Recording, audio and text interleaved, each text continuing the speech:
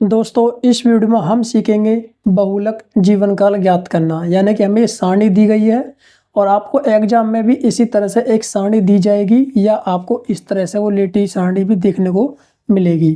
तो आपको क्या करना है, उस सारणी को आप चाहे तो इस तरह सारणी में बना सकते हैं या आप उस जो सारणी आपको दी गई उस सारणी की सहायता से भी हल कर सकते हैं। तो जैसे ही आप इस सारणी को हल करेंगे तो आप जो 1 नंबर का क्वेश्चन को हल कर चुके हैं। तो देखिए यहाँ पर हमें जीवन काल दिया और यहाँ पर दिया हमें ये बारंबारता। तो अब क्या करेंगे, जैसे इस सारणी को इस तरह से बना लेंगे तो हम निकालेंगे सबसे पहले बहुलक वर्ग। तो यहाँ पर हम लिखेंगे बहुलक वर्ग। अब देखिए हम बहुलक वर्ग निकालते कैसे हैं। जैसे कि हमारे यहाँ पर दिया है बारंबारता, ठीक है। ये क्या दिया हमें, बारंबारता दे रखी है 10, 35, 52, 61, 38, 29। ये हमें क्या दे रखी है, बारंबारता दे रखी है। तो हम क्या करेंगे, जो हमें बारंबारता दी है इस बारंबारता में देखेंगे कि हमें सबसे अधिक बार बारंबारता कौन सी दे रखी है। यानी कि आप इस तरह समझिए कि इस बारंबारता में सबसे बड़ी संख्या कौन सी है, ठीक है। यानी कि जैसे 35 है और यहाँ पर 10 है, ये 52 है। तो आप देख सकते हैं कि इसमें जो सबसे बड़ी बारंबारता वो क्या है, 61 है। क्या है वो, 61। क्योंकि इसमें सबसे ज्यादा बार जो बारंबारता दी है कौन सी दी है, वो 61 दी है, ठीक है। तो ये 61 दे रखी है और मैंने क्या किया, 61 को गोले में बंद कर लिया, ठीक है। ये 61 दे रखी है। अब 61 के सामने जो देख सकते हैं यहाँ पर जो बारंबारता 61 दी है उसके सामने देखिए कि जीवन काल कितना दे रखा है। यानी कि इसके सामने आप जीवन काल देखेंगे कितना है, वो 60 से 80। क्या है वो, 60 से 80। जो हमें ये 60 से 80 दे रखा है यही क्या है, हमारा बहुलक वर्ग।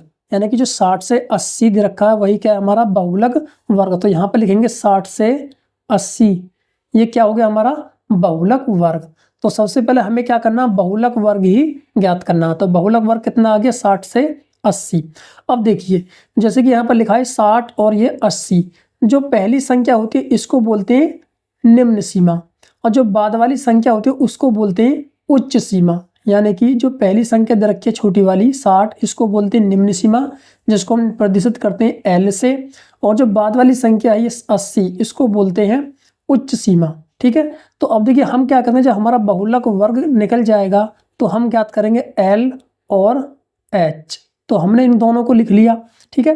अब हम जो एल और एच जो है वो बहुलक वर्ग से ही ज्ञात करेंगे। जैसे कि और एल क्या है, जो बहुलक वर्ग दे रखा है उसकी क्या है, निम्न सीमा। निम्न सीमा क्या है, 60। तो एल का मान कितना हो गया, 60, ठीक है। ये वाला जो पहली संख्या है 60, यही क्या है, हमारा एल का मान।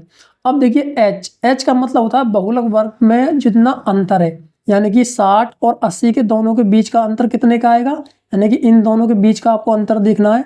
80 में से 60 को घटाएंगे तो कितना मिलेगा, 20 का। तो एच क्या हो गया हमारा, 20। तो h का मान आ गया हमारा 20। तो यहाँ पर हमें देखिए L भी मिल चुका है और H भी मिल चुका है। अब जरूरत पड़ेगी हमें F0, F1 और F2 की। तो उनको भी हम बारी बारी से क्रम में लिख लेते हैं। यहाँ पर लिखेंगे पहले F0, फिर F1, फिर F2, ठीक है। इसी तरह से इनको इसी क्रम में लिख लेंगे जिससे कि आपको आसानी से याद रहे। अब देखिए हम F0, F1 और F2 हम कैसे निकालते हैं। देखिए हमने क्या किया था, जो हमारी ये बारंबारता थी इसमें हमने सबसे बड़ी बारंबारता 61 को लिया है क्योंकि सबसे बड़ी बारंबारता भी है, ठीक है। जो F यानी जो हमारी जो 61 है वही क्या है, हमारी F1, ठीक है। वही क्या है, हमारी F1। अब देखिए अब F1, अब इस 61 से पहले कौन सी संख्या आ रही है, 52। क्या आ रही है, 52। और इसके बाद कितनी है, 38, ठीक है। तो हमने क्या किया, सबसे पहले जो हमने बारंबारता ली थी 61, वही क्या हो गया, हमारा F1 का मान हो गया। अब आपको याद रखना है, याद करने का तरीका बताता हूं कि F1 से पहले क्या आएगा, यानी कि 1 से पहले क्या आएगा, 0। तो F0। अब F1 यहां पर हो गया। अब 1 के बाद क्या आएगा, 2 आएगा। तो ये हो गया हमारा F2, ठीक है। तो ये याद करने का तरीका है कि आप किस तरह से F0, F1 और F2 का मान ज्ञात करेंगे। तो F1 हो गया 61, F0 हो गया 52 और F2 हो गया 38। तो अब देखिए यहाँ पर हमें जो सभी के मान मिल चुके हैं, यानी कि F0 का भी, F1 का भी, F2 का भी हमें यहाँ पर मान मिल गए। तो हम लिख लेंगे F0 कितना है, 52, और F1 कितना है हमारा 61, और F2 कितना है 38। जिन जिन हमें जरूरत पड़ती थी उन सभी के मान हमें मिल चुके हैं। अब हम क्या करेंगे, इन सभी मानों को हम सूत्र में बैठाएंगे और फिर जो हम बहुलक ज्ञात करेंगे। तो अब देखिए हम यहाँ पर बहुलक का सूत्र लिख लेते हैं। ये होता है बहुलक बराबर L plus कोष्टक F1 minus F0। ठीक है, F1 माइनस F0 फिर लिखेंगे 2 F1 minus F0 minus F2 और गुणा में H। ये क्या हमारा बहुलक का सूत्र होता है। ठीक है, देखिए अब इस याद करने का तरीका मैं आपको बताता हूँ। देखिए पहले हम लिखेंगे L plus F1 minus F0 यानी कि 10। 1 से और 0 से याद रखिए 10 ऊपर, और हमें क्या करना है, अंतर करना है, 10 करेंगे। अब नीचे आपको रखना, जैसे कि आपने F1 लिखा है यहाँ पर और F0, तो उसको जो कि तो लिख देना F1 माइनस F0 और साथ में क्या लगा, गुणा। तो इतना तो आप याद रख सकते हैं, साथ में गुणा है और माइनस F2 यानी कि 1 0 2। ये आप इस तरह से याद रखिए, 2 हो गया हमारा गुणा में 1 0 2 और यहाँ पर 1 0 और गुणा हमारा H। ठीक है, अब देखिए हमारे पास सभी की वैल्यू है, हम क्या करेंगे, इन सभी की वैल्यू को इसमें बैठाएंगे। तो L1 कितना है, सॉरी L का मान कितना है 60, तो ये हमने बैठा दिया 60 प्लस, और ऊपर देखिए F1 कितना है 61 और माइनस है तो माइनस F0 कितना है 52।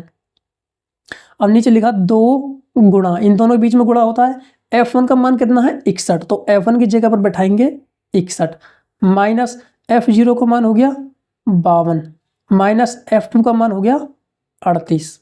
ठीक है, और ये कोष्टक में इस तरह से बंद करेंगे और गुणा में H का मान कितना है, ये हो गया H का मान 20। तो हमने H का मान भी यहाँ पर क्या कर दिया, 20 को बैठा दिया। ठीक है, ये H का मान 20 बैठा दिया। अब इसको हल करेंगे, देखिए 60 जो कि तो प्लस, और ये इसको हल करेंगे, देखिए 61 में से 52 को घटाएंगे तो कितना बचेगा हमारा, ये बचेगा 9, यानी कि इधर दाएं जाएगी, 11 में से 2 गया 9। और देखिए 61 में 2 की गुणा करेंगे, 2 1 2 और 6 दूनी 12 यानी कि 122 और माइनस, अब देखिए दोनों ये माइनस 52 और माइनस 38 दोनों माइनस के हैं। अब जब दोनों माइनस के तो दोनों जुड़ेंगे, जब माइनस माइनस आता है तो जुड़ते हैं और माइनस साथ में लगता है। तो देखिए 8 और 2 10 की 0, हासिल का 1, 5 और 3 8 और 1 9, यानी कि ये हो गया हमारा 90 और गुणा 20। ठीक है, 61 में से हमने 52 को हटाया तो 9 मिला और 2 की गुणा हमने 61 में की तो हो गया 122 और माइनस, और ये दोनों माइनस के हैं तो दोनों जुड़ेंगे और 52 और 38 हो गया 90 और वो भी माइनस का। ठीक है, अब इसको हम आगे हल करते हैं। देखिए ये हो जाएगा 60 प्लस, अब देखिए यहाँ पर जाएगा 9 ऊपर जाएगा और बटे में कितना है, यानी कि 122 में से हम 90 को हटाएंगे 2 और 12 में से 9 गया 3, ये बचा हमारा 32 और गुणा 20। ठीक है, तो अब देखिए इसको हल करेंगे किस तरह से, चाहे तो आप इसकी गुणा इसमें कर लीजिए, लेकिन 20 की गुणा 9 में कर लीजिए, चाहे गुणा में लिखा है तो इसको यहीं पर भी काट के आप इसको और छोटा कर सकते हैं। तो कैसे काटेंगे, देखिए 2 से काटेंगे, 2 एकम 2 10 बार और ये कटेगा 16 बार। अभी भी ये 2 से कट जाएगा 5 बार और 2 अट्ठे 16, तो हमें मिलेगा ये, मैं यहां पर कर देता हूं, जगह 60 प्लस देखिए 9 गुणा 5, 9 पंजे 45 बटे 8, तो हमें मिला 60 प्लस 45 बटे 8। ठीक है, तो अब यहाँ पर आप क्या करेंगे, इसको हल करने के लिए अब लिखेंगे 60 प्लस, अब देखिए 45 में आप 8 से भाग लाएंगे, चाहे तो आप इसे भिन्न की तरह भी हल कर सकते हैं, इसका एलसीएम इधर लेंगे यानी गुणा करेंगे और इसको जोड़ेंगे, लेकिन मैं आपको करने का तरीका बताता हूँ कि आप 45 में सीधा 8 से भाग लगाइए। ठीक है, 45 में जब आप 8 से भाग लाएंगे तो जाएगा 5 8 पंजे 40.5 बचा और 8 छिंग 48 और 2 बचा 8 दूनी 16, तो ये अब देखिए 60 प्लस 5.62, तो यानी कि आप इसको जोड़ेंगे तो ये जाएगा 65.62 आंसर। ठीक है, तो ये इसका कितना हो गया 65.62 घंटे, ये हमारा आंसर है। तो फ्रेंड इसी तरह से हम जो दिए गए इस आंकड़ों का हम बहुलक ज्ञात करते हैं।